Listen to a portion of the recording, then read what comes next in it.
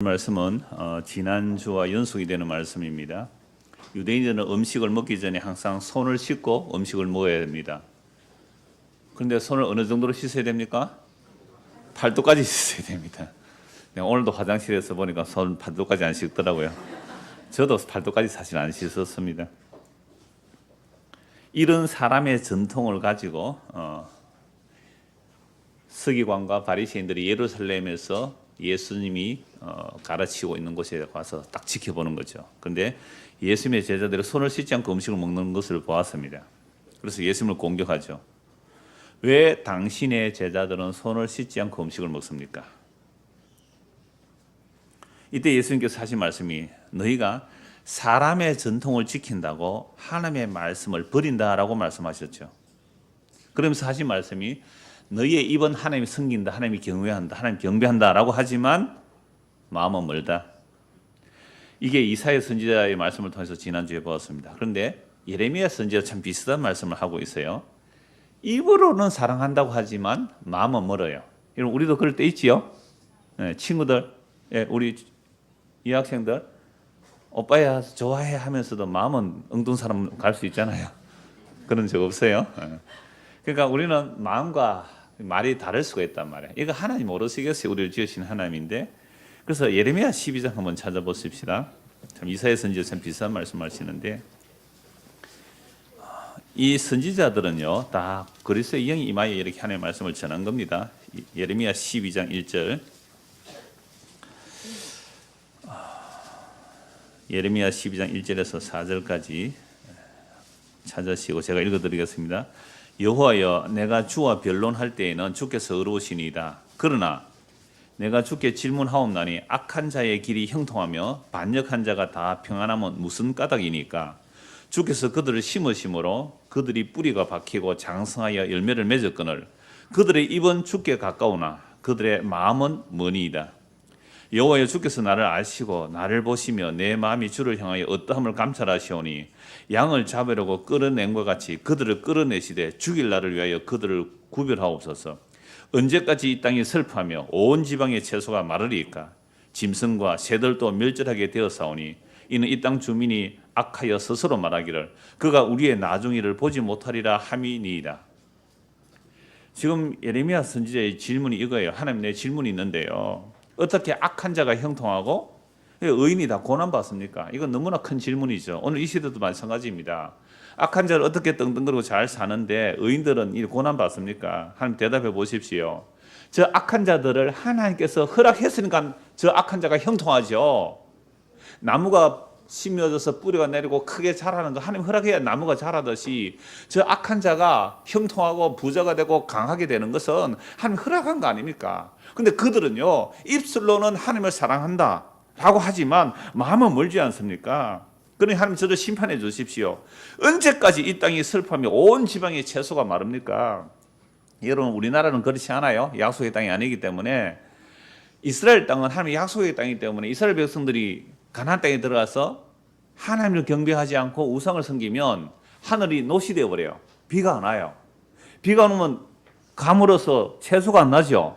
자, 그렇게 되면 온 짐승들도 저 고생하는 거예요. 누구 때문에? 악한 자들 때문에. 하나님 이런 악한 자들을 심판하여 주실랍니까? 언제까지 이대로 놔두실랍니까? 라는 항의를 한 거예요. 악한 자들은요, 자기들은 악하게 살아도 뭐 제사 잘 드리고 안식을 잘 지키고 11조 잘 하니까 고난이 없어요. 그러니까 자기들 하나님을 잘 섬기니까 이렇대요. 봐라, 내가 하나님을 잘 섬겼더니 주일을 성수하고 11조를 잘했더니 이렇게 복을 받았잖아 라고 하는 것처럼 안식일을 지키고 구약의 모든 절기를 지키고 제사를 잘 드리니까 내가 이렇게 복을 받았잖아. 입으로는 하나님을 경외한다 하는데 그 속에는 하나님과 멀어요. 왜 이렇게 되었을까요? 지난주 말씀 오늘 말씀 연결하면 사람의 가르침을 받았기 때문에 그래요. 사람의 가르침. 물론 성경을 사람이 가르쳤죠. 그런데 이 성경 가르친다는 사람들이 성경을 가지고 진짜 하나님이 뭘 원하는지를 가르쳐 준 거 아니에요. 제사 잘 드리세요. 복 받아요. 11조 잘하세요. 복 받아요. 이것만 가르친 거예요. 성경이 왜 11조 해라 그랬는지 안식일이 뭔지 그걸 안 가르쳐 준 거예요. 주일 성수하면 복 받습니다. 11조하면 복 받습니다. 그 얘기는 했는데 그게 뭔지를 얘기를 안 해준 거예요. 그러니까 입술로는 하나님 사랑한다, 하나님 섬기서 복 받자 하지만 마음은 멀어요. 하나님 사랑한 게 아니에요. 자기 사랑, 우상 사랑, 우상 숭배였습니다. 이게요, 공동번역으로 보면 참 이렇게 번역이 저는 잘 됐다고 봐요. 처음에 우리 개신교하고 가톨릭하고 같이 성경을 번역했거든요. 근데 지금은 이제 개신교는 따로 쓰고 가톨릭만 이걸 쓰는데 공동번역은 이렇게 했습니다. 1절에서 4절 제가 천천히 읽어드릴게요.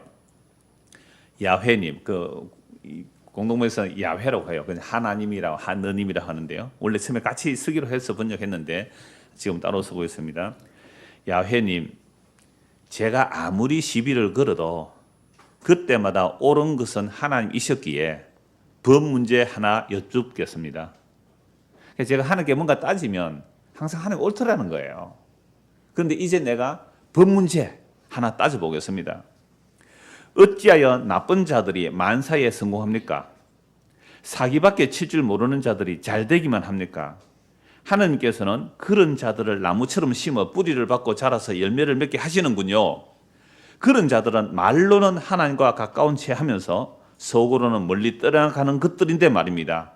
야훼여, 주께서는 제 속을 환히 들여다보십니다. 제 마음이 주께 있다는 것을 시험하여 보아서 아시지 않습니까? 저것들을 양처럼 끌어다 죽여버리십시오. 갈라내었다가 그날 당장 죽여버리십시오. 언제까지 가뭄 든 이 땅을 내버려 두시렵니까? 들풀이 다 마르게 내버려 두시렵니까? 이 땅에 사는 사람의 잘못으로 짐승이나 새가 죽어 없어져야 되겠습니까? 어떤 일을 하여도 주께서 보지 못하신다고 저들은 떠들어대고 있습니다. 이게 악인의 형통입니다. 내가 무슨 짓을 해도 하나님 안 보더라. 내가 악을 해도 하나님 벌 안 주더라.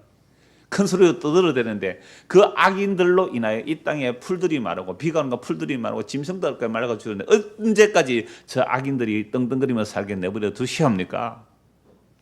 이게 예레미야 선지자의 질문이었습니다. 시편 73편 아삽의 질문이었습니다. 하박국 선지자의 질문이었습니다. 시편 37편에도 이러합니다. 욥이 이런 질문이에요. 이때 하나님의 답변은 이러합니다. 내가 반드시 심판한다. 내가 반드시 심판한다. 그러므로 너희는 믿음으로 살아라. 이게 의인은 믿음으로 살리라는 겁니다. 그러므로 너희는 믿음으로 살리라. 믿음으로 산다는 것은 부조리함을 안고 살아가는 거예요. 세상의 부조리함을 보면서도 하나님께서 심판하실 것을 믿고 살아가는 것, 그걸 믿음이라 그래요. 이렇게 선지자들이 항의를 해요. 하나님 이럴 수 있습니까? 이럴 수 있습니까? 그렇게 따지면 항상 하나님은 답변을 하시는데 엉뚱한 답변을 하세요. 어떻게 답변을 하신다고요? 믿음으로 살아라. 하나님 이럴 수 있습니까? 라고 따지면 너 황무지에 비 내리는 이유를 아느냐? 이렇게 답변하시거든요.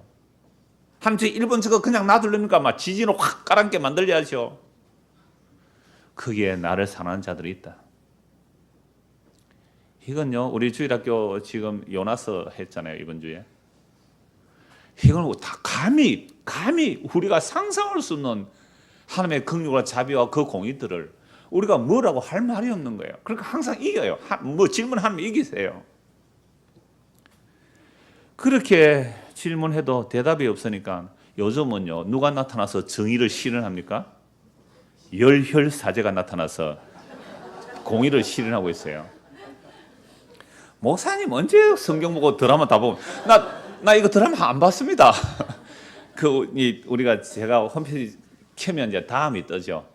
이제 메일이 연결돼서 홈페이지로 뜨니까 그거 보면 열혈사제 인기 있는 뭐 이렇게 나와요. 그럼 한번 클릭해 보는 거예요. 아 이게 드라마구나. 그러니까 열혈사제 드라마 보면 이 사제 신부가 여러분 이 신부가 공의대로 안 되니까 어떻게 해요? 법원 멀고 주먹이 가까우니까 열혈사제 우리 중고등학생들 허리 쭉 펴고 이 허리 굽어져요. 목사님 허리 굽어집니다. 나중에 자 허리 쭉 펴고 저를 봐주세요. 옳지 그래 허리 쭉 펴고 기지개 쭉 펴고 그 열혈사제가 하나님의 공의가 실현이 안 되니까 어떻게 해요? 내가 나가서 주먹으로 정의를 실현하겠다고 얼마나 쾌감이 있어요. 이게 대리만족이죠. 그래서 아마 사람들이 보는 것 같아요. 자 그러니까 이 사제가 악인들을 막 정죄하는데 여러분 사제라는 말은 제사장이라는 말이거든요. 제사가 있어야 사제가 있는데 제사가 없는데 무슨 사제가 있어요. 그래서 이 사제들이 참 타락을 많이 했어요. 그래서 기독교라는 것이 이제 4세기 때부터 이제 타락하기 시작한 이유는요. 로마가 기독교를 박해하다가 로마가 기독교를 공인하고 나중에 로마가 기독교를 국교로 만들어 버리니까 기독교가 박해를 받다가 갑자기 박해하는 기독교가 돼요. 로마가 통치하는 나라는 다 십자가를 그려야 되잖아요. 그럼 그게 온갖 미신과 온갖 우상숭배가 다 있는데 그게 다 십자가로 포용이 된단 말이에요. 그래서 중세 기독교가 타락한 이유는 온갖 이교 문화들이 십자가로 다 들어오는 거예요. 껍데기는 십자가 그려놓고 안에는 뭐예요? 온갖 이교 문화가 다 들어오는 거예요. 뭐 신비 체험, 뭐 귀신 쫓아내는 거, 성상 숭배, 뭐 온갖 신비 운동들이 가톨릭에 다 있었던 거예요. 자, 그러면서 이 기독교가 권력을 가지게 되니까 어느 정도로 권력을 가지느냐라고 하니까요. 여러분 중세 시대 때 교황은 뭐라 그래요? 교황은 태양이라 그러고 황제는요 달이라 그래요. 그러니까 황제가 기분 나빠서 가만히 있습니까? 황제와 교황하고 싸우는 거예요.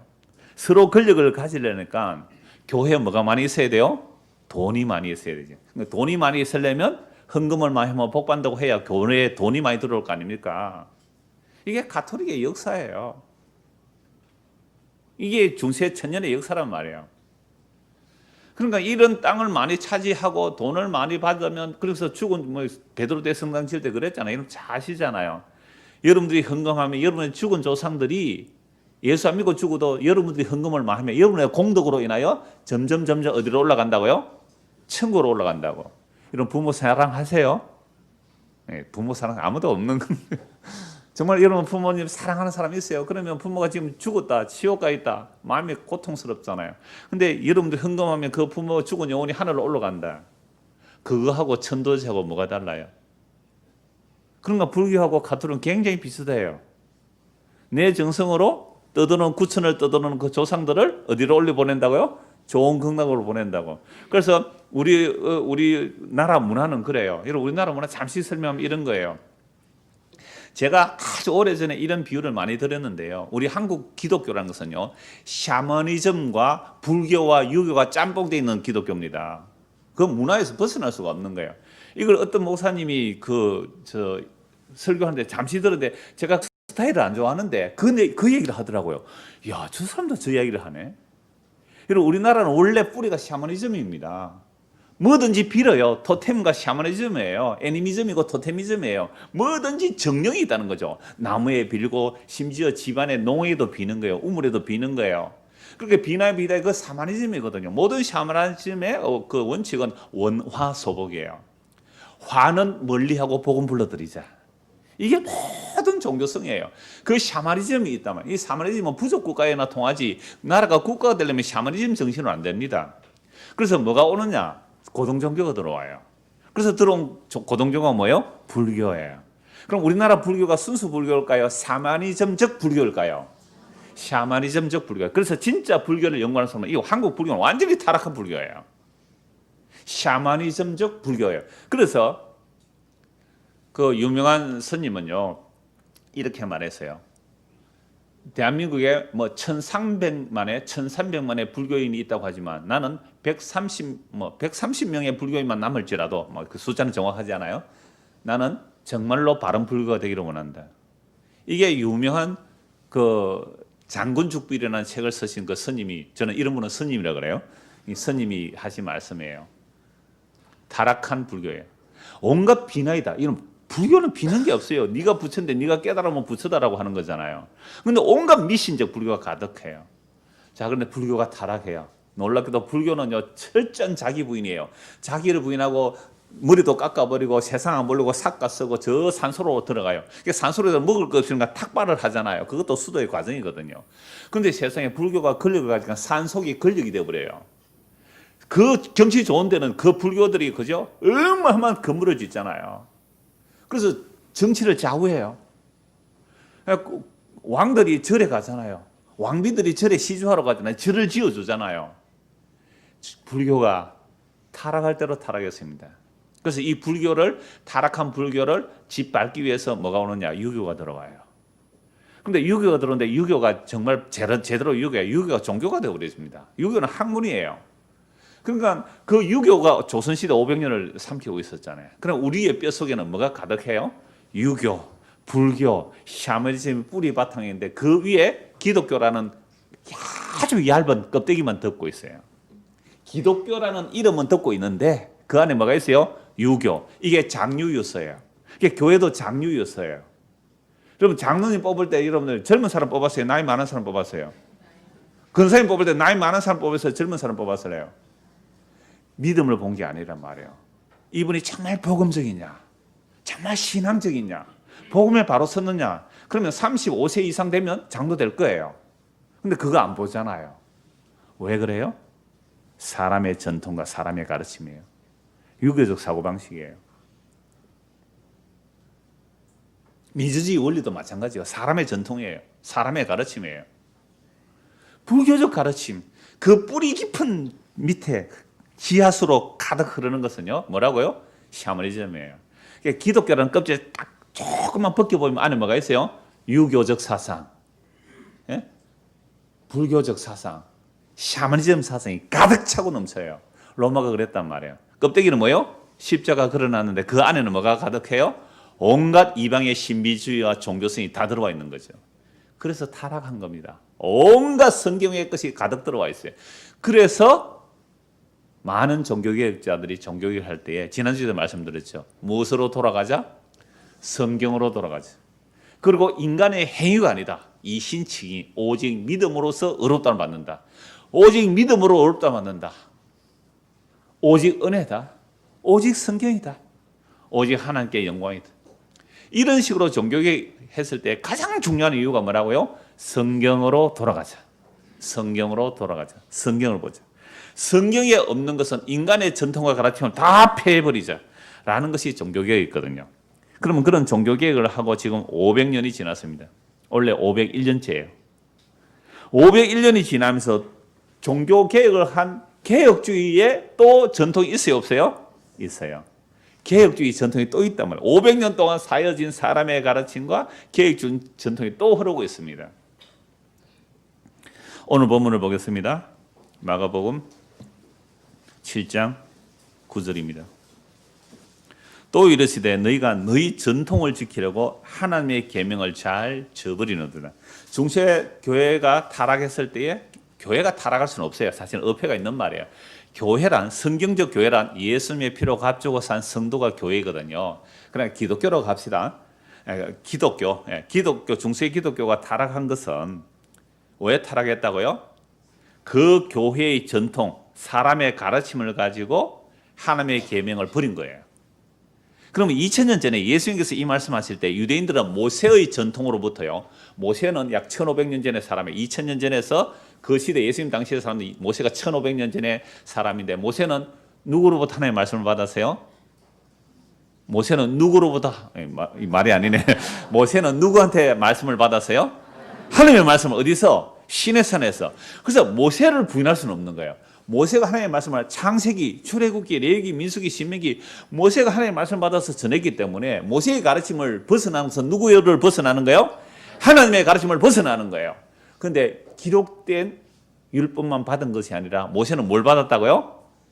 모세는 뭘 또 받았어요? 구전율법을 받았다. 기록된 문서율법만의 구전율법을 받았다. 이게 예수님 당시에도 그 사상이 있어요. 그래서 AD 한 그 1세기 말 그러니까 200년이죠. 지금부터 한 1800년 전에 유대인들 사회 속에서 미시나를 만드는 거예요. 그 미시나가 뭐냐면 장로들의 전통과 유전들 예수님 당시에 문서로 마련되어 있지 않지만 수많은 미시나가 있어요. 그게 구전된 전통.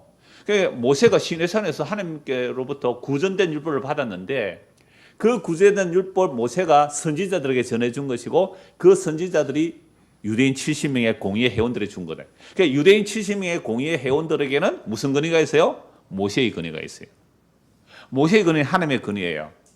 그래서 공의의 회에서 부칙을 만들어내는 거죠. 부칙을 만들어내면 이것이 율법과 동등한 권위가 있는 겁니다. 그래서 이거 너희들 어기면 뭘 어긴 거죠? 율법 어긴 것이고 율법 어긴 것은 하나님을 어긴 것이다. 이게 뭐라고 하고요? 사람의 전통과 가르침. 사람의 전통과 다르지. 가득했어요. 너무너무 많아요.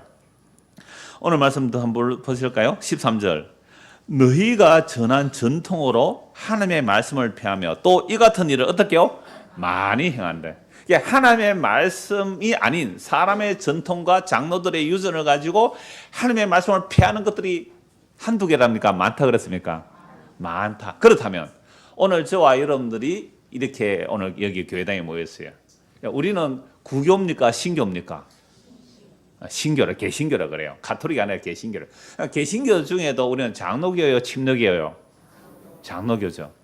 요새 뭐 그런 교파, 교단도 안 따집니다. 그럼 우리는 장로교의 전통들이 있겠죠? 예, 좋은 전통이 있을 수 있습니다. 마땅히 좋은 전통 있죠. 오직 은혜다. 얼마나 좋은 거예요. 오직 믿음이다. 오직 성경이다. 오직 하나님께 영광이다. 참 좋은 전통들 많아요. 그러나 이 500년 된 개혁 교회의 가르침 안에 사람의 전통과 유전이 많을까요? 적을까요? 많습니다. 많습니다. 찬양대 가운을 왜 입어야 되죠? 누가 입으라 그랬어요? 가운 거 누가 입으라 그랬어요? 창세기 몇 장 몇 절? 요한복음 몇 장 몇 절? 가운 입으라는 얘기 있어요. 찬양대 하면 가운을 입어라. 저는 이렇게 답하죠. 요한계시록에 보니까 흰 옷을 입고 찬양 무리가 있던데요. 이렇게 말해야지. 그게 가운이에요? 아니잖아요. 그 마커 그 누가 그 그리라 그랬어요, 이거 마커. 하프 모양인데, 그죠? 하프 모양인데.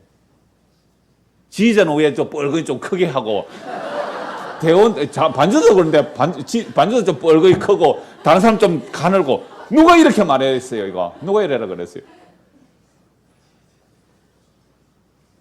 보십시오. 찬양대가 만약 가운 여름에 제가 가운 입지 마라 그래요. 가운 안 입으면 이상하게 여겨요. 왜 가운 안 입느냐고. 성찬식 할 때 제가 가운 안 입잖아요. 목사가 왜 가운을 안 입느냐고. 결혼식 할 때 여러분 장례식 할 때 목사가 꼭 가운 입잖아요. 안 입고 하면 이상하게 여겨요. 그 성경 어디 나옵니까? 그러니까 우리가 교회당에서 이게 바른 신앙생활이라고 하는 것들이 얼마나 사람의 전통과 가르침이 가득한지 몰라요. 그럼 13절에 예수님 말씀하시잖아요. 2000년에 그랬어요.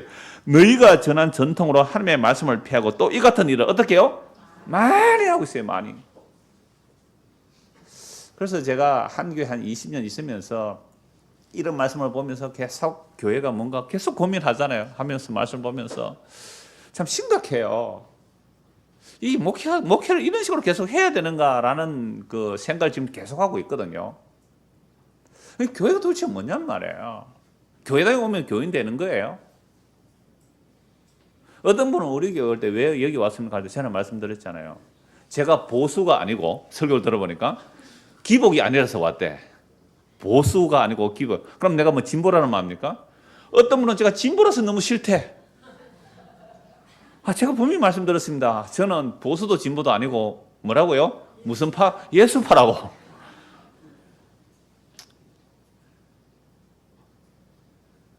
그러니까 사람들은 제가 종종 말하잖아요. 이 종교시장이에요. 이 늘푸른게도 종교시장이에요. 지난주 금요일 날, 목요일 날 경기도 모임 왔을 때에 저 빼고 목사님이 7분이 있었어요. 저까지 8명이었어요. 참 감사한 것은 뭐 나이 든 목사님도 두세 사람 계셨는데 젊은 목사가 온다는 너무 기뻤어요. 30대 중반, 초반, 중반 젊은 목사 한 5, 6분이 와요. 얼마나 감사한지. 그런데 이랬어요. 당신들이 복음 전하면 세상이 말하는 목회 성공이라는 것은 꿈꾸지 마십시오. 목회 성공 꿈꾸지 마십시오. 그럼 밥은 먹이고 살립니다. 하나님께서 먹고 입을 거 하나 주신다고 하셨으니까. 그런데 목회 성공 꿈꾸지 마십시오. 그리고 복음 아는 이것도 하나의 상품이 될 수 있습니다. 틈새 시장을 노리십시오. 뭐 내가 복음 위해서 헌신 쓰고 봉사했다 그런 소리 하지 말라고. 저도 한 10년 전에 그게 깨졌어요. 10년 전에. 뭐 나 복음 전하니까 이렇게 참고 저렇게 참아야지. 그 자기 의가 쌓이는 거예요. 그게 자기 의. 그냥 틈새 시장 노리십시오. 틈새 시장 노리는데 우리는 예수님의 그 십자가의 복음 그거 바로 결산하고 갑시다. 그러니까 종교 시장이에요. 여러분들이 넓은 게 왔다는 것은 틈새 시장을 노리고 온 거예요. 제가 틈새 시장의 상품을 내놓았거든요. 그게 뭐라고요? 십자가 복음이라는 거. 십자가에서 다 이루었다는 거. 내가 더 이상 뭐 할 게 없다는 거. 믿기만 하면 된다는 거. 이게 여러분들에게 좋은 상품거리였어요. 그거 바구니 담아간 거예요.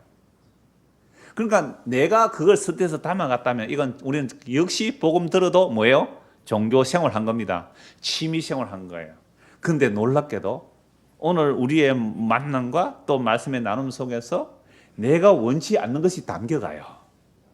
나는 이마트 가서 카트에 내가 원하는 걸 가득 담아서 왔는데 집에 와서 보니 엉뚱한 게 담겨 있어요.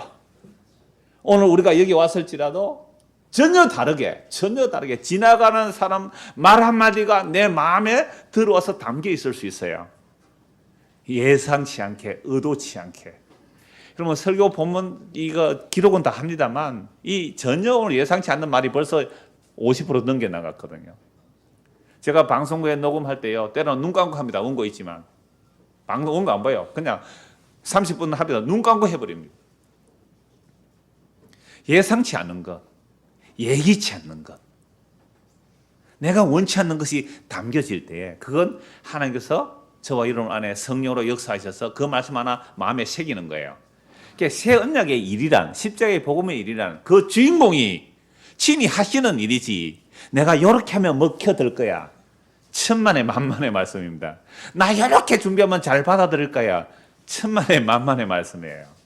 지금도 살아계신 그분께서 자기 백성에게요, 놀랍게도 이 십자가 복음이라는 틈새 시장이 아닌 진짜 종교 시장, 그 다양한 종교 시장이 있을 때에도 다른 얘기는 하나도 안 들리고 오직 예수 그리스도의 십자가의 공로로만 의롭다는 받습니다. 요것만 딱 담아갈 수 있어요. 그 사람 성당에 다니도 구원받는 거 아니에요. 그런 사람 구원파 다니도 구원받는 거 아니에요.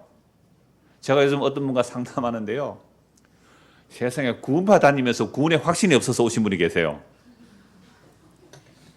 무슨 말씀인지 모르는 것 같은데, 구원파 다니면서 구원에 확신이 없어서 오셨다니까요.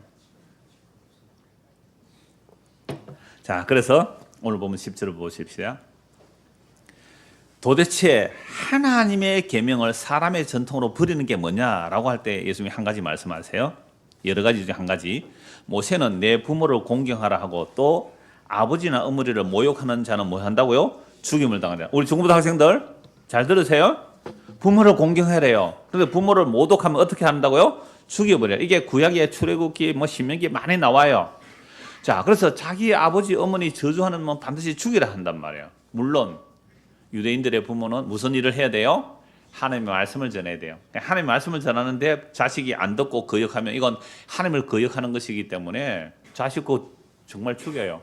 그러니까 하나님의 말씀 전해도 안 들어요. 맨날 술 먹고 아버지 욕하고 막 부모님 때리고 안 들어요. 그러면 부모가 데리고 와서 막 마을에 가서 재판해야 돼요. 여러분들이요, 장로님들 모여보세요. 우리 저 아들 하나가 있는데 누구 이름 됐고?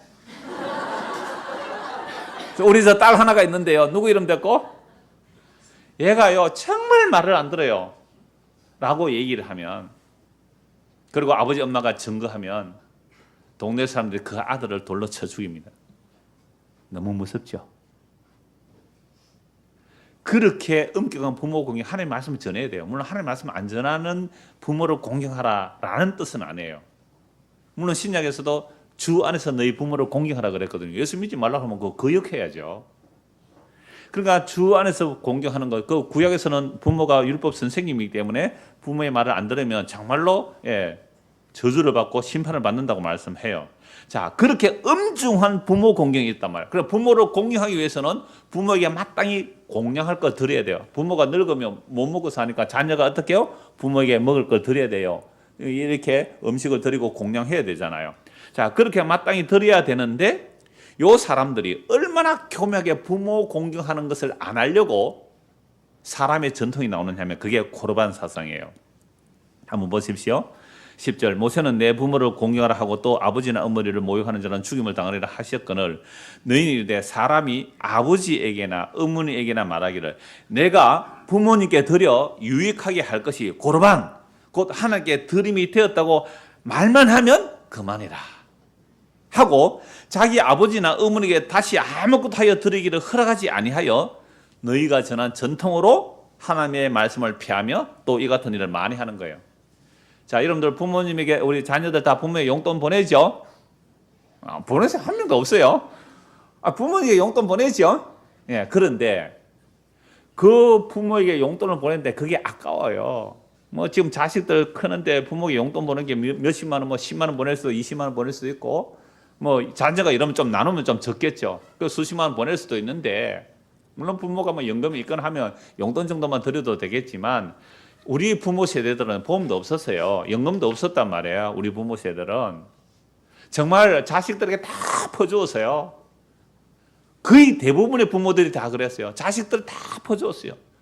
아무것도 없어요. 근데 부모에게 몇십만 원 쓰기라도 다다리 꼬박꼬박 돈을 보내려니까 아까운 마음이 드는 거죠. 이게 인간이에요. 그런데 이 유대인들도 그런 마음이 있는 거죠. 부모에게 마땅히 공경해야 되는데 아까운 거예요. 그래서 뭐라고 해서 안 드립니까? 고르반. 고르반이라는 말 뜻은 하나님께 드렸음이라는 뜻이에요. 하나님께 드렸음. 그래서 이 고르반 사상이 뭐냐라고 하면요, 하나님께 드린 예물이라는 뜻인데, 이스라엘 백성들이 바벨론 포로에서 돌아와서 새로운 성전을 세울 때가 제2성전 시대, 그 스룹바벨 시대가 제2성전 시대랍니다. 이때 하나님께 바쳐질 희생 제물을 인간의 유익을 위해서 사사로이 사용하는 것을 차단하려는 금지적인 언어로 사용되었어요. 그러면 바벨론 포로에서 돌아왔어요. 사는 게 힘들죠. 그런데 뭐는 해야 돼요? 성전을 재건해야 되잖아요. 근데 하나님께 마땅히 드려야 할 것을 내가 살기 힘드니까 뭘 먼저 해버린다고요? 내가 사사로이 먼저 서버리는 거예요. 그러니까 성전 재건이 돼요, 안 돼요? 안 되니까 그러면 안 된다. 하나님께 드릴 것을 감히 너희가 마음대로 쓰다니 하면서 고르반. 하나님께 드렸다고 하면 사람이 개인적으로 사사로이 처분할 수 없도록 법을 만들어 버렸죠. 중세시대 비슷하죠. 고르반, 물론 이때는 성전을 재건해라 스룹바벨 성전이 이제 재건될 때에 사람들이 힘들고 어려우니까 이제 하나님께 드려야 될 것을 자기가 서버리는 거죠. 그걸 못하도록 고르반 사상을 말한 겁니다. 자, 그런데 예수님 당시에도 이 사상이 그대로 이어지고 있는 거예요. 그래서 고르반에서 어떻게 변질되어 나타나느냐 하면, 내가 하나님께 드렸다라고 말함으로 부모 공경할 것을 안 하는 겁니다. 부모에게 드리는 것이 아까워서 그랬던 거죠. 자, 그러면 고르반 해버리면, 예를 들어서 내 자신이 뭐 이제 1억이 있다 합시다. 옛날에 1억은 큰 겁니다. 1억이 있다. 그러면 요게 부모에게 드리려면 부모에게 뭐 얼마 정도 이렇게 드려야 되는데 아까운 거죠. 그래서 고르반 해버리는 겁니다. 하나님께 드렸다 하면 부모에게 처분해서 안 드려도 되는 거예요. 그럼 그 재산은 어떻게 될까요? 살아생전에 처분 못합니다. 내가 죽으면 그 고르반 했던 물건은 어디로 가요? 성전으로 귀속이 되는 거예요. 그러면 요거 누가 좋아하겠어요? 제사장들이. 그죠? 좋아할 거 아니에요. 이게 가톨릭 사상도 이거 비슷해요. 여러분, 가톨릭에는 11조 있어요, 없어요? 가톨릭은 11조 자체가 없습니다. 11조 제도 자체가 없어요, 가톨릭에는. 그냥 자기가 이 주정연금, 우리가 주일날 뭐 정해서 하는, 그러니까 자기가 연보 얼마 하겠다고 작정해서 하는 것은 있지만 11조 자체는 없어요. 그러니까 일상적인 연보는 개신교보다 오히려 적게 나올 수 있어요. 그런데 가톨릭이 돈이 많은 이유는 공로 사상이 있습니다. 보석 사상이 있어요. 그래서 죽을 때 어떻게 해요? 재산 갖다 바쳐버리는 거예요. 그러니까 11조 평생 하는 것보다 죽을 때 몽땅 바쳐버리면 훨씬 큰 수익이 되죠. 그러니까 이 고르반 사상을 누가 좋아한다고요? 제사장들도 좋아하고, 부모에게 다달이 매달 드리는 것이 아까우니까 죽고 났어야 그건 내 말 바 없잖아요. 살아있을 때 잘 먹고 잘 쓰자. 욜로족이에요, 욜로족. 그러니까 그걸 제사장들이 딱 알고 가르쳐 주는 거예요. 야, 부모에게 드리는 것 하나님께 드렸다 하면 부모에게 드리지 않아도 돼. 이게 누구의 가르침이에요? 사람의 전통과 사람의 가르침이에요. 이런 게 교회 안에 많이 있습니까, 없습니까? 많습니다. 많습니다. 너무 많아요.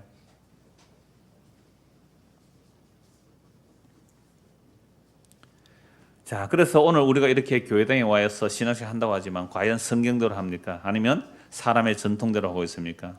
여러분 예배 드린다 할 때 제가 첫 시간에 기도할 때 금을 줬습니다만은 예를 갖추어 절한다는 뜻이죠. 그런데 우리가 하나님을 어떻게 섬길 수 있어요? 죄인이. 하나님은 죄인의 것을 안 받으세요.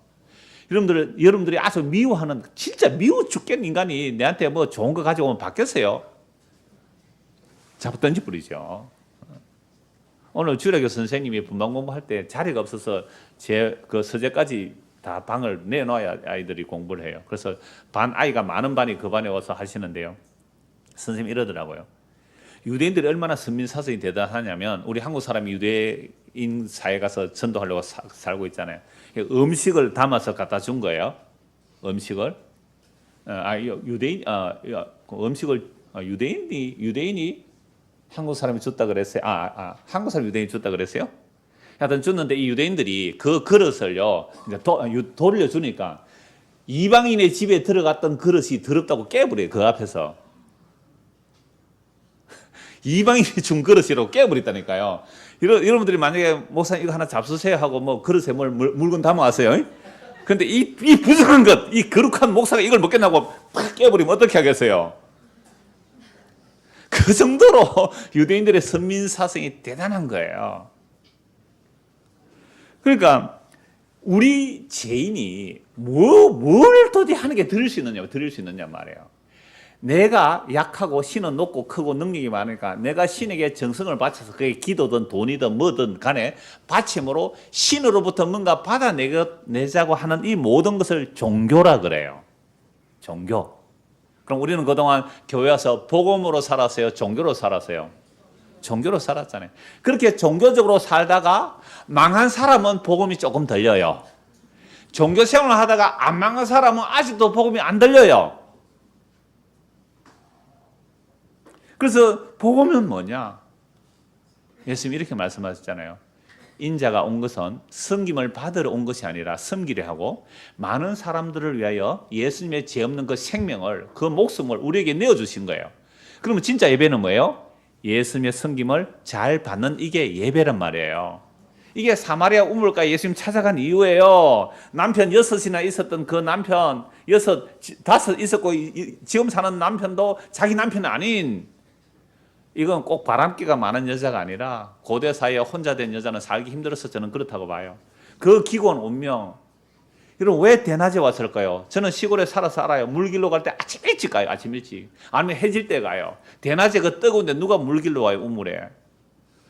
사람들이 수군대니까 혼자 물길로 왔는데 예수님이 거기 딱 가서 기다리고 있네요. 오실 줄 알고. 거기 앉아서 그 여자에게 생명수를 주잖아요. 내가 너에게 생명수를 주겠다고. 그 여자 그 생명수 받았어요. 물동이 던져버리고 동네 가서 예수님 만났다 그러잖아요.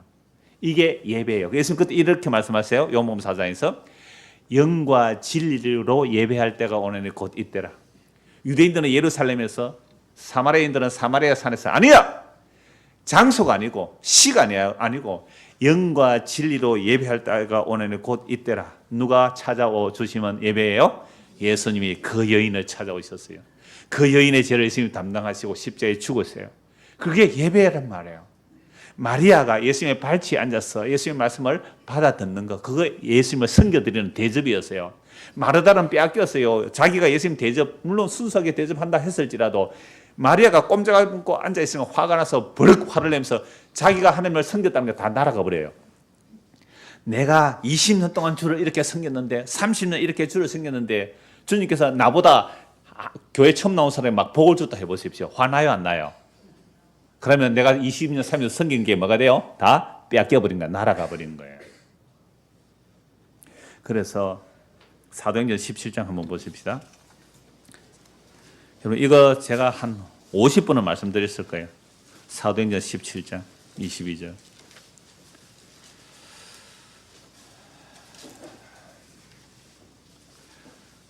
바울이 아레오바고 가운데, 이 광장이라는 뜻이에요. 바위로 된 광장.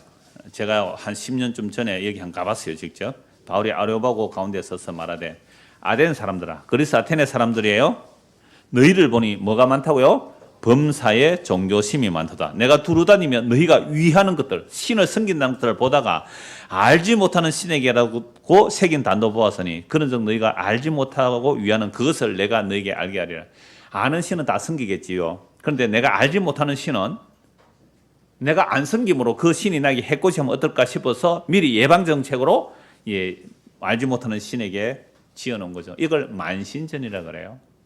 온갖 신들 다 들어놓는 거죠. 여러분 절에 가면 불상이 수십 개 쫙 나인 데 있을 거예요. 요거는 공부 잘하게 해주는 불상, 요거는 또 요거는 취직, 성진, 요거는 결혼운, 요거는 애정운, 요거는 재물운. 이게 전부 다 타락한 불교입니다. 그런 걸 해가지고 딱 그 대법당 대웅전에 딱 들어가면 제일 먼저 눈에 딱 보이는 그 불상이 응답받은 거래요. 한 개는 응답받는데, 어느 기도원에도 한 가지는 응답받는데, 만신전입니다. 만신전. 알지 못하는 신에게. 이게 뭐라고요? 범사에 종교심이 많다다. 그럼 대한민국 사람 종교심이 많을까요? 적을까요? 많기 때문에 어마어마한 절들이 생겼고, 많기 때문에 어마어마한 예배당들이 생겼고, 많기 때문에 수많은 이단 종교들도 거대한 신전들이 생기는 겁니다. 종교성 다 무너져야 돼요. 그러면 종교성 때문에 남녀 호랑경고도 큰 건물 지어놓고, 도를 하십니까도 큰 건물 있고, 신천지도 하나님의 교회도 뭐든 간에 종교성이 많을수록 어마어마한 건물들이 세워져요. 범사에 종교심이 많다다. 범사에 종교심이 많다다. 그래서 내가 진짜 하나님 알려줄게. 24절, 25절 같이 읽읍시다. 우주와 그 가운데 있는 만물을 지으신 하나님께서는 천지의 주제시니 손으로 지은 전에 계시지 아니하시고 또 무엇이 부족한 것처럼 사람의 손으로 섬김을 받으시는 것이 아니니 이는 만민에게 생명과 호흡과 만물을 친히 주시는 이십니다. 여러분, 예수님께서 오신 것은 우리에게 섬김 받으러 오신 것이 아니라 뭐라고 오셨다고요? 섬겨주려고. 우리에게 생명을 주시고 호흡과 만물을 친히 주시는 그 예수 그리스도, 그분을 믿는 것이 하나님께 영광이 되고 하나님의 일이 됩니다. 자, 그런데 이 예수를 안 믿으면 어떻게 될까요? 30절 보십시오. 사도행전 17장 30절. 알지 못하던 시대에는 하나님이 간과하셨거니와 그냥 내버려 뒀다는 거예요. 우상을 숭배하던 그냥 내버려 두신 거예요. 이제는 어디든지 사람에게 다 명하사 회개하라 하셨으니. 그럼 회개한다는 게 뭐예요? 종교성에서 돌아서라. 회개가 뭐라고요? 종교성에서 돌아서라. 종교성에서 돌아서라. 그럼 교회당에 올 때 11시 예배 딱 참석하고 왜 오후에는 안 와요? 11시 예배 참석하고 가면 그래도 나는 대예배 참석했으니까 마음이 안심하고 가지요. 종교성입니다. 그러니까 복음 전해하면 그 종교세에서 자유하니까 어떻게 해요? 나는 내 마음대로 놀겠다. 그거는 방종이라 그럽니다. 알지 못하던 시대에 하나님이 간과하셨거니와 이제는 어디든지 사람에게 다 명하사 회개하라. 회개가 뭐예요? 종교성에서 돌이키는. 우리 안에 종교성이 있을까요? 없을까요? 어떤 종교성이 있다고 그랬어요? 샤머니즘, 불교, 유교, 이 땅의 문화들. 온갖 종교성이 득지 붙어 있는데 종교 설악하면 뭐래요? 기독교. 그건 얇은 막이에요. 얇은 막. 그거 찢어보면 안에 온갖 종교성이 가득해요. 다른 불을 가득해요. 다른 불. 그래서 회개하라. 회개의 기준이 뭡니까? 31절 같이 읽읍시다. 이는 정하신 사람으로 하여금 천하를 공의로 심판한 날을 작정하시고 이에 그를 죽은 자 가운데서 다시 살리신 것으로 모든 사람에게 믿을 만한 증거를 주셨습니다. 예수의 죽으심과 부활, 이것이 모든 사람에게 믿을 만한 증거예요. 그래서 예수를 믿으면 심판을 받지 않고, 예수를 믿지 않으면 심판받는 거예요. 이게 복음의 증거예요. 그래서 이 복음을 증거하면 어떻게 해요? 돌이키라. 주께로 돌이키라. 제가 이런 설교를 하니까 그 창원기독연합회 이단대책위원회에서 제가 질문했다 그래요. 만 2년 전인데 아직 답이 없어요. 그 질문한 주동자는 지금 다른 데 가버렸어요. 그래서 주일 성수에 대해서 제가 몇 달 전에 오후에 에스더 하면서 주일 성수 쭉 얘기 다 했잖아요. 안식일에 대해서. 그래서 주일 성수에 대해서 질문하기에 제가 이렇게 했죠. 성경에는 주일 성수라는 말이 없습니다 해버렸죠. 주일 성수 성경에 없잖아요. 자, 그러면 11조는 어떻습니까? 11조는 질문을 안 했어요. 한국 교회에서 가장 그 신앙생활 잘한다는 기준이 뭐겠어요? 주일 성수 11조요. 그러니까 여러분들은 그게 자유하죠? 그거 때문에 교회 오죠? 우리 교회? 제가 오래전에 서울에 말씀 한 달에 한 번씩 전화로 갔을 때에 지금 서울은 모임을 안 합니다만은 그때 김태규 목사님이라는 분이 오셨어요. 저보다 나이 많으신 목사님인데 이분이 율법과 법에 대한 책을 만들어 무료로 나눠주고 그랬어요. 근데 얼마 전에 몇 달 전에 저한테 전화가 왔어요. 이분은 그 11조가 그 얼마나 종교적으로 만들어 버리냐라는 데 대한 어떤 분노가 있는 거죠. 그래서 11조 안 하면 도둑놈이다. 11조 안 하면 저주받는다. 11조가 선악과다. 11조가 축복의 종자시다. 농부가 종자씨 먹지 않는데 왜 너희는 11조 떼먹느냐? 라는 것으로 막 11조 해서 복받은 사람, 11조 안에서 저주받은 사람, 수많은 간증들이 오늘도 교회 안에 마구마구 쏟아지죠. 이걸 안타깝게 생각해서 이분이 자기가 전 재산이 3천만 원 있는데 그 통장 사본까지 제가 찍어서 보냈어요. 11조가 성경적으로 이 신약 시대에도 11조가 성경적으로 옳다고 증거하면 3천만 원 상금 드리겠습니다. 그 여러분 구글이나 또는 유튜브에 이렇게 검색 한번 해보십시오. 동영상이 나올 건데요. 11조 상금 3천만 원. 괜찮죠? 뭐 논문 하나 쓰면 되잖아요. 11조가 성경적으로 옳다라는 것을 성경적으로 증거해내면 3천만 원 상금 드리겠다고. 그러니까 그 목사님이 저에게도 이 일에 같이 해줄 수 있습니까? 예, 같이 하죠. 그러면 이제 어떤 사람이 논문을 써내면 이제 제가 논문 심사를 하겠죠. 그리고 이 사람은 정말 성경적으로 11조를 완벽하게 증거했군요. 그래서 우리도 11조 해야 됩니다. 라고 나온다면 30만 원 주겠다는 거 아닙니까? 근데 만약 누구든지 그걸 증거 못하면 12조는 가짜라는 거 아니에요. 여러분, 단지 이 한 말씀에 대해서 이분은 정말 3천만 원 상금을 걸었어요. 이분은 왜 이런 일을 했을까요? 오늘 교회라는 곳이 사람의 전통과 사람의 가르침 때문에 누구를 버리고 있어요? 11조의 완성인 예수님을 버리게 되고 안식일의 완성인 예수님을 버리게 되고 모든 제사와 날과 달과 절기의 완성이신 예수님을 버리는 일이 일어나기 때문에 그 안타까움으로 그걸 하는 거예요. 그러니까 제가 종종 말씀드리잖아요. 여러분 교회당에 올 때마다 왜 교회당에 모여야 되는가? 내가 지금 신앙생활 하는 이게 진짜 성경에 있는 내용인가? 전통에 있는 것인가? 질문해 보세요. 목사에게도 그런 거 질문하세요. 목사님 이거 성경입니까? 전통입니까? 질문 한번 해보십시오. 그래서 결론으로 이 말씀 보고 결론 내리겠습니다. 골로새서 2장 보십시오. 날과 달과 전통을 지키면 어떻게 되는지를 보십시오. 골로새서 2장입니다. 골로새서 2장 12절부터 보겠습니다.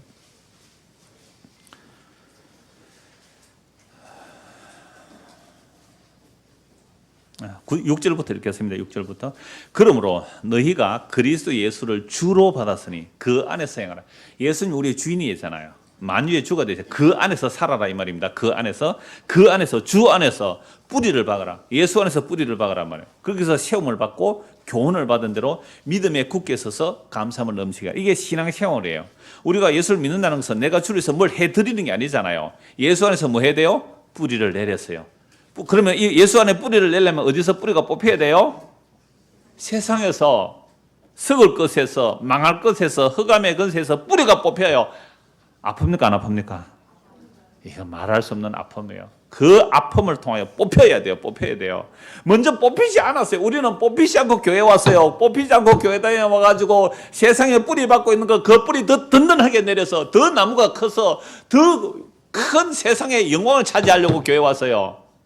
그러니까 종교가 가득한 거예요. 예레미야 선지자가 그 얘기했잖아요. 하나님 저 악인들을 하나님께서 심으셨기 때문에 뿌리가 내리고 나무가 커서 남의 땅 다 침범하고 남의 과일 다 침범해서 다른 거 다 죽이고 지 혼자만 살아남아서 홀로 살아남으려고 하는 자는 화 있을진저. 근데 그게 하나님이 허락했기 때문에 그런 거 아닙니까? 그러면 그들은 내가 하나님께 복을 받아 이렇게 승승장구하고 있다고 하는데 입술은 하나님이 경외한다지만 마음은 뭡니다. 그들을 왜 심판 안 합니까? 그래, 믿음으로 살아라. 이게 믿음으로 살아라. 이게 우리는 안 뽑혔어요. 세상에서 뿌리가 안 뽑혔단 말이에요. 안 뽑힌 채로 교회당에 나와서 비나이다 하고 있었던 거예요. 절에 가는 사람이 세상에서 뿌리 뽑히기 위해서 절에 갑니까? 성당에 가는 사람이 세상에서 뿌리 뽑히기 위해서 갑니까? 산신당에 가서 비는 사람들이 나는 땅에서 뿌리 뽑혀야 됩니까? 그래 가는 사람 봤습니까? 교회당에 오는 사람이 나는 세상에서 망해야 돼요. 뿌리 뽑혀야 돼요.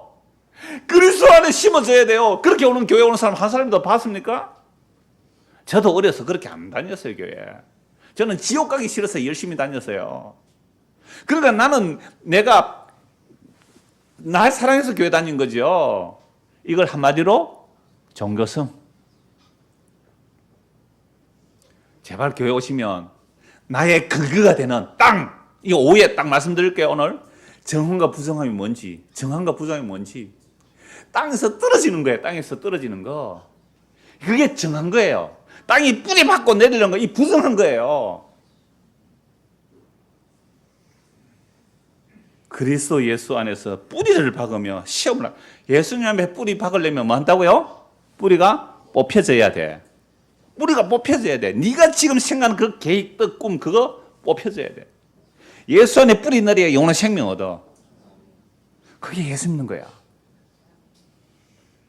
나는 이 땅에서 행복하고 성공하고 부자 되고 멋있게 살고 싶었지. 그게 바로 마귀가 심어준 생각이야. 제가 어떤 학생을 얘기했기 때문에 이랬습니다. 이게 예수 믿는 거예요. 근데 이걸 누가 환영하겠어요? 누가 좋아해요? 한 사람도 안 좋아합니다. 우리는 우리 안에 정체성이 가득해요. 그걸 주께서 창세전에 그리스도 안에서 택한 자들은 뽑아내는 거예요. 뽑아내요. 그래서 그리스도 안에서 심으세요.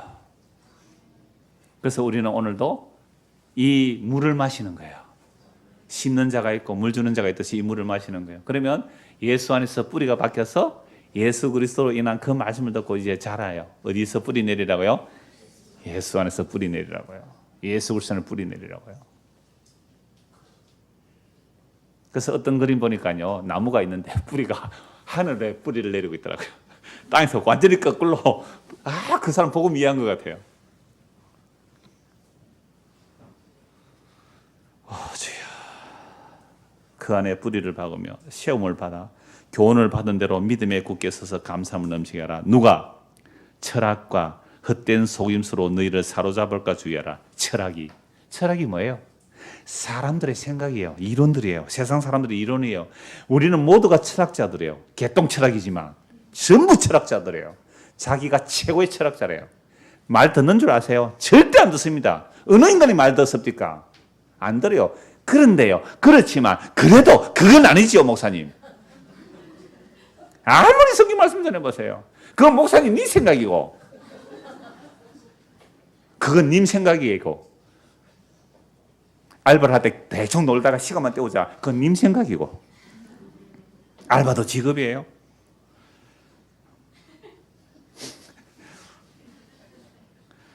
정말 우리가 철학이에요. 철학. 헛된 속임수. 마귀는 처음부터 속이는 자거든요. 마귀는요, 야, 너 예수 믿고 땅에 뿌리를 든든히 내리고 너가 성공해서 사람들에게 많은 영향력을 끼쳐야 되고 너는 신앙의 명문가가 되어서 사람들이 존경하는 사람이 되어야 돼. 땅에 더 뿌리 깊이 내려. 그래서 더 많은 열매를 맺어. 아니요. 그 뿌리가 뽑혀야 돼요. 뽑혀서 그리스도에게 심어져야 해요. 이 얘기 안 하면 그거 헛된 속임수예요. 이거 누구나 좋아하는 얘기들이거든요. 헛된 속임수예요.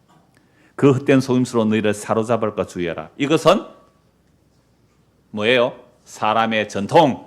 바로 나오죠? 사람의 전통. 세상의 초등학문을 따르며 그리스도를 따름이 아니라 불가능한 일을 우리에게 말씀하고 있죠.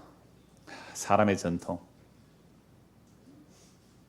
지금까지 우리가 교회 다니면서 오늘 아침까지 우리는 뭐를 따라 교회 다녔어요? 사람의 전통. 이 마귀가 속이고 있어요. 세상의 가르침이에요. 내 뿌리가 흔들리면 안 돼요. 내 뿌리 뽑히면 안 돼요. 그 뿌리 잘라야 돼요. 뽑아내야 돼요. 그래서 예레미야 선지자에게 뽑고 파괴하고 파멸하고 무너뜨리고 그리고 그 사람을 심는 거예요. 뽑히지 않고 더 내리게 해달라고요. 그걸 기도한다고요? 그거 예배 바쳐서 정성 바쳐서 그거 더 뿌리 내리게 해달라고요? 그래서 11년 정성을 바쳤어요? 예배 정성을 드렸어요? 예배 성공하자고요? 예배 진짜 성공한 아벨 돌에 맞아 죽어요. 형님한테. 정말 예배 성공한 예수님은 십자가에 못 박혀 죽어요. 서대한 돌에 맞아 죽어요. 예배 성공하면 그렇게 됩니다. 그런 예배 드릴 사람이 누가 있겠어요? 그래서 우리의 전통입니다. 세상의 초등학문이고 이 세상의 철학이고 헛된 속임수예요. 마귀가 그렇게 해요. 그리스도를 따르는 게 아니에요. 예수 그리스도 안에는 신성의 모든 충만이 육체로 거하시고 너희도 그 안에서 충만해졌으니 그는 모든 통치자와 근세의 머리시라. 예수가 우리의 머리예요. 머리에서 잘리면 그게 몸이에요. 또 그 안에서 너희가 손으로 하지 아니한 할례를 받았으니 곧 육의 몸을 벗는 것이요 그리스도의 할례니라. 너희가 세례로 연합이에요. 그리스도와 함께 장사되고 예수님과 죽었어요. 세상에 대해서 죽었어요. 세상에서 뿌리가 뽑혔어요. 또 죽은 자들 가운데 다시 그를 일으키신 하나님의 역사를 믿음으로 말미암아 그 안에서 함께 일으키시는 바다 세상에 뽑혀서 그리스도 안에 심겼단 말이에요. 십자가에 죽으신 것 부활이 그 일을 한 거예요. 우리가 세상에 대해서 죽었고 뽑혔어. 그리스도 안에 심어진 거. 이게 부활이에요. 십자가에 죽은 거 부활이에요. 또 범죄와 육체의 무할례로 죽었던 너희를 하나님이 그와 함께 살리시고 우리의 모든 죄를 사하시고 우리를 거스르고 불리하게 하는 법조문으로 선 정서를 지우시고 제하여버리사 십자가에 못 박으시고 통치자들과 권세들을 무력하여 드러내어 구경거리로 삼으시고 십자가로 그들을 이기셨느니라. 모든 율법이 불리해요. 우리에게. 그걸 지우고 제거하고 십자가에 못 박아버렸어요. 그런데 사람의 전통이 따라 있다고요. 아직도? 사람의 전통 날아가야죠. 십자가에 날아가야죠. 16절. 그러므로 먹고 마시는 것과 절기나 초하루나 안식을 이유로 누구든지 너희를 비판하지 못하게 하라. 안식을 끝났다. 절기 초하루. 이것들은 장래일의 그림자이나 몸은 그리스도의 것이나 또 구약은 다 그림자예요. 아무도 꾸며낸 겸손과 천사 숭배를 이유로 너희를 정죄하지 못하게 하라. 그가 그 본 것에 의지하여 그 육신의 생각을 따라 헛되이 과장하고 머리를 붙들지 아니하는지라. 사람의 전통을 따르면 뭘 안 붙들어요? 머리를 안 붙들어요. 자기의 행위를 붙들어요. 자기 종교성을 붙들어요. 자기 율법 지킴을 붙들어요. 자기의 정성을 붙들어요. 자기 기도 시간을 붙들어요. 나 설교 이렇게 했는데 그거 붙들어요. 나 복음 전에 그거 붙들어요. 이게 전부 세상의 헛된 속임수 철학이에요. 사람의 가르침의 전통이에요. 마귀한테서 온 거예요. 이게 전부 다 머리를 붙들지 않습니다. 머리를 붙들지 아니한지라 온 몸이 머리로부터 말미암아 마디와 힘줄로 공을 받고 연합하여 하나님이 자라가심으로 자라느니라. 너희가 세상의 초등학문에서 그리스도와 함께 죽었거든. 어찌하여 세상에 사는 것 같이 아직도 사람들의 전통과 사람의 관습과 사람의 규례를 따르느냐. 붙잡지도 말고 맛보지도 말고 만지도 말라 하는 것이니. 요거 오늘 오해합니다. 뭐가 정한지 부정한지 그거 만지면 부정해. 만지지 마. 맛보지 마. 그런 것들, 이 모든 것들은 한때 쓰이고 없어지느니라. 사람의 명령과 가르침을 따르느냐. 너무 무섭지 않아요? 오늘 계속 나오는 말씀들이 뭐예요? 우리가 신앙생활 한다는 게 신앙생활 아니었어요. 사람의 전통과 사람의 가르침, 내 개똥철학, 내 어떤 지식, 내 종교성, 그거 붙들고 예수 믿는다고요. 사람의 명과 가르침입니다. 이런 것들은 자의적 숭배, 스스로 지가 숭배하겠다는, 스스로 하나님 섬기겠다. 자의적 숭배예요. 자의적. 누가 그 성경 받는다 했어요? 스스로 막 겸손하게 막 몸을 괴롭히고 막 금식하고, 이게 끝대기는 지 있는 모양이나 오직 육체에 따르는 것을 금하는 데는 조금도 유익이 없느니라. 그러므로 너희가 그리스도와 함께 다시 살리심을 받았다면 무엇을 찾으라고요? 위의 것을 찾으라.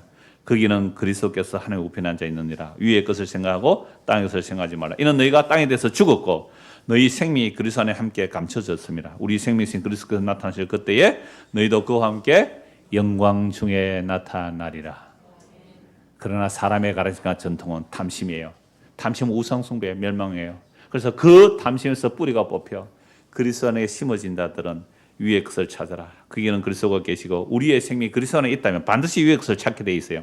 그러한 자들은 우리의 생명이신 그리스도께서 나타나실 그때에 너희도 그와 함께 영광 중에 나타나리라. 이 말씀이 저와 여러분의 마음에 새겨지기를 소원합니다. 기도하겠습니다. 하나님 아버지, 우리가 몇 대를 이어서, 아니 몇백 년을 이어서, 수천 년을 이어서 이게 진리라고, 이게 사람의 바른 가르침이라고, 전통이라고 배웠지만 그런 것들이 얼마나 예수 그리스도의 머리에서 끊어내려고 하는 교묘한 사탄의 계략인지 알게 해주시고, 참으로 우리의 눈과 귀를 열어주셔서 하나님의 말씀이 무엇을 말하는지 밝히 보고 분별하며 그 말씀이 우리 마음에 새겨지도록 은혜를 베풀어 주시옵소서. 그래야 사람의 가르침이 아닌 머리가 되신 그리스도의 가르침을 따라 살아가는 우리 모두가 되도록 은혜를 베풀어 주시옵소서. 예수 그리스도를 받들어 기도드리옵나이다. 아멘.